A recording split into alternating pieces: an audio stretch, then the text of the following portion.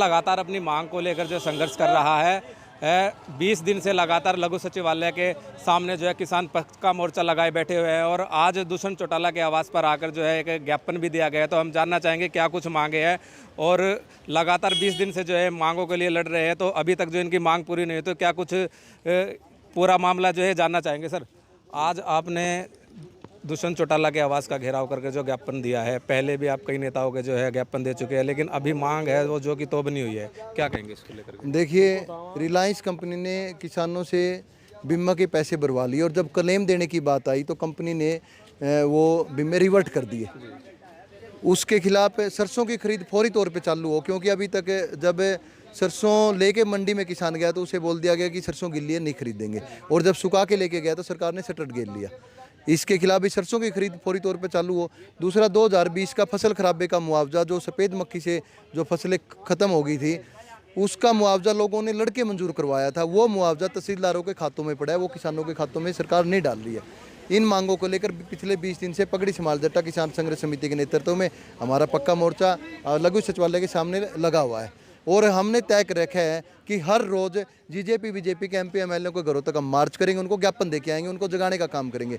लेकिन हमने ये देखा है कि जो लोग ये कहते थे कि आम जनता के लिए, किसान के लिए, मजदूर के लिए हमारे दरवाजे 24 घंटे खुले हैं, वो लोग किसानों को देख के अपने दरवाजों के ताला लगा रहे हैं, गेट को बंद कर रहे हैं, ज्ञापन लेने के लिए भी कोई नहीं आ रहा है। ये जो इनकी बेशर्मी है, ये जो इनकी बेआई है, इसके खिलाफ किसान एकजुट होकर लड़ेगा। जब ये लोग गांव में जाएंगे, अभी इलेक्शन आ रही है, चुनाव में देखते हैं, फिर ये 500 की फोर्स लेके गांव में जाएंगे क्या? गांव में जब ये लोग जाएंगे तो इनसे लोग सवाल पूछेंगे कि हम आपके दरवाजे पे गए थे, आपने पानी भी नहीं पिलाया था। तो मुझे लगता है कि लोगों ने लड़ना सीख लिया है। सर, प्रशासन से भी जो है काफ़ी बार जो है वार्तालाप हो चुकी है, लेकिन बात सिरे नहीं चढ़ रही है, क्या कारण है जो बात अभी तक जो सिरे नहीं चढ़ रही? देखिए, प्रशासन से हमारी 4 दौर की वार्ता हो चुकी है। हमारी पिछले महीने लगातार 3 बारी बातचीत हुई। एक महीने में 3 बारी 15-15 दिन का टाइम प्रशासन ने मांगा। हमने आखिरी में हमने बोला 11 मई को हमने बोला कि हम 1 जून से पक्का मोर्चा लगाएंगे। 11 मई को भी इन्होंने 15 दिन का टाइम मांगा। उसके बाद में 26 मई को जब हम दोबारा प्रशासन ने बातचीत करने के बुलाया तो हम गए। उस टाइम भी हिसार का DC ADC पूरा प्रशासन 15 दिन का टाइम मांग रहा था। 1 महीने में 30 दिन होते, लेकिन उन्होंने 15-15 दिन करके 45 दिन का टाइम मांग लिया। 1 महीने में 3 बारी टाइम मांग लिया। तो हमने कहा कि हम 1 जून से पक्का मोर्चा शुरू कर रहे हैं। किसानों का जो हक है, जो बीमा कंपनी ने जो डाका डाला है किसान के हक के ऊपर, कि आपकी फसल जब आप बीमा का ऐसे बीमा इसलिए करवाते हो कि आपको क्लेम मिल जाए, ताकि किसान अपनी अगली फसल की तैयारी कर सके। जब वो क्लेम देने की बारी आई तो कंपनी ने मना कर दिया, कंपनी ने हाथ खड़े कर दिए और ये बहाना लगा लिया कि डॉक्यूमेंट गलत है, कागजों में हेरा फेरी है। ये कंपनी सरासर झूठ बोल रही है। 12,000 तो किसान ऐसे हैं जिन्हों कंपनी ने खुद मान्या भी इनके कागज़ ठीक हैं, लेकिन क्लेम उनका भी नहीं दे रहे हैं। इस सब के खिलाफ हमारा पक्का मोर्चा लग रहा है। हम जब तक किसानों के खातों में पैसे नहीं आ जाते तब तक हमारा पक्का मोर्चा चलेगा। तो सर, लगातार पहले भी जो है डिप्टी स्पीकर रणवीर गंगवा के आवास का भी घेराव किया था, अनूप धानक के आवास का भी जो है घेराव किया गया था। तो लगातार जो है मंत्रियों के आप आवास का घेराव कर रहे हैं, लेकिन किस प्रकार का जो उनके आवास से जो आश्वासन दिया जा रहा है? देखिए, पक्का मोर्चा की कमेटी ने तय किया था, पगड़ी समाल जट्टा किसान संघर्ष समिति ने तय किया था कि हर रोज़ बीजेपी का चाहे MLA हो, MP हो, हर रोज़ एक के घर तक मार्च करेंगे, हम अपना ज्ञापन दे के आएंगे। लेकिन हमने ये देखा कि ये बेशर्म लोग हैं, घर के अंदर बैठे हैं। अब कितने कमाल की बात है कि जोगीराम सियाह घर के अंदर बैठा था, बाहर निकल के नहीं आया।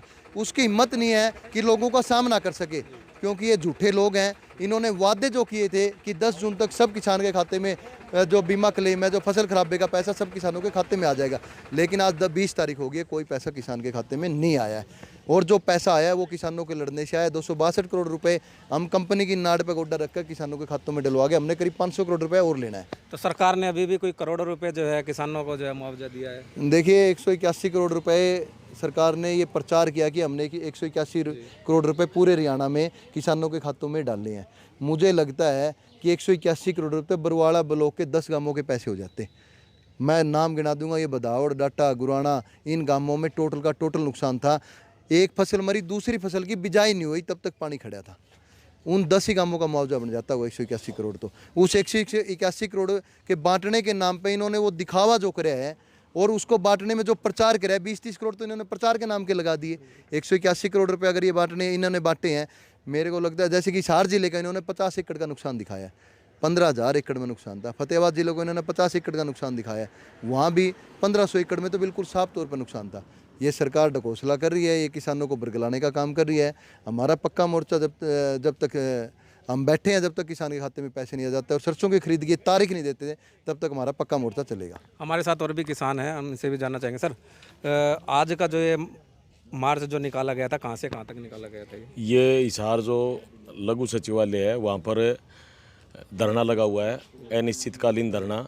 वहाँ से हम जितने भी जेजेपी और बीजेपी के विधायक जो हिसार में बैठे हैं, जो कहते हैं कि 24 घंटे हमारे दरवाजे खुले हैं, और आज हमें 20 दिन हो गए, और इस 46 से 47 डिग्री टेम्परेचर के अंदर बहुत से किसान साथियों की तबीयत भी ख़राब हो गई। उस गर्मी के अंदर बैठे हैं रोडों के ऊपर, और ये अपनी रैलियां की तैयारी कर रहे हैं, चुनाव की तैयारी कर रहे हैं। 2020 का मुआवजा किसानों ने लड़ते लड़ते वो 12 महीने सड़कों पर बैठे रहे, उसके दौरान मंजूर किया, और आज तक भी पूरा नहीं बंटिया। 2020 का अब तक कौन पूरा बंटिया? 2021 का जो गुलाबी सुंडी का, आदमपुर का और बालसमंद तहसील का, वह ढकारी गए। और जो बीमा कंपनी की बात आई, जो प्रीमियम दे रखा, जो दूसरे भी नहीं, 20 तारीख पहले आ जाना चाहिए। जैसे कि बजाज कंपनी है फतेहाबाद में, उन्होंने दूसरे महीने में अपना क्लेम जो बनता था किसानों के खाते में डाल दिया। लेकिन रिलायंस कंपनी में इन सरकार के लोगों की हिस्सेदारी है। अनुराग ठाकुर का भाई है खेल मंत्री, वो इसको रिलायंस कंपनी को देखने का काम करता है। हमारी 4 दौर की मीटिंग हो गई डीसी साहब के साथ, लेकिन मीटिंग में डीसी साहब के कहने से भी रिलायंस कंपनी का जो अधिकारी है, मैं मानता हूं कि एक चाय बनाने वाला 10,000 रुपये जिसकी इनकम है, वो भी उसका एक परमानेंट खोखा ज़रूर होता है, दुकान ज़रूर होती है। लेकिन ये कंपनी इतना करोड़ों का बिजनेस करती है, इतनी मोटी धांधली कर रखी है इसने। हिसार के अंदर इनका ऑफिस भी नहीं है, और ये डीसी साहब के कहने पे मीटिंग में आने का भी काम नहीं किया इन्होंने। तो सर, अब जेजेपी और बीजेपी के जो विधायकों सभी को जो ज्ञापन दिया जा चुका है, तो अब आगे की किस प्रकार की जो है किसानों की रणनीति रहेगी? आगे देखो, रणनीति तो साफ तौर पर ही दिखनी लग रही है, क्योंकि एक तरफ तो ये बड़े बड़े दावे करने लग रही है। सर से जो अमित शाह ने बुला के जो रैली करी है, प्रशासन के हिसाबों करिए, इन्हें कम से कम 1000-1500 किसान साथियों को वहाँ से उठाया गया, उनको नज़रबंद किया गया। गांव की सरपंच से गांव की समस्या लेके बड़े चाव से जाते थे। भाई, हमारे हरियाणा के अंदर सरसा जिले में गृह मंत्री आ रहे हैं, लोगों के हौसले हुआ करते थे, वो रैलियाँ तो वो हुआ करती थी। लोगों को नज़रबंद करके जो इनके खिलाफ थे, लोग अपनी मांग के लिए जो लड़ रहे थे, उनको नज़रबंद किया गया। भाई, ये किसी प्रकार की कोई मांग न करे, और प्रशासन के अंदर ही अपनी रैली करने का इन्होंने काम किया। लेकिन 2024 के अंदर लोग, किसान साथी इतने भोले नहीं रहे पहले जितने, इनको 24 में सबक सिखाने का काम करेंगे। तो संघर्ष अब जारी रहेगा?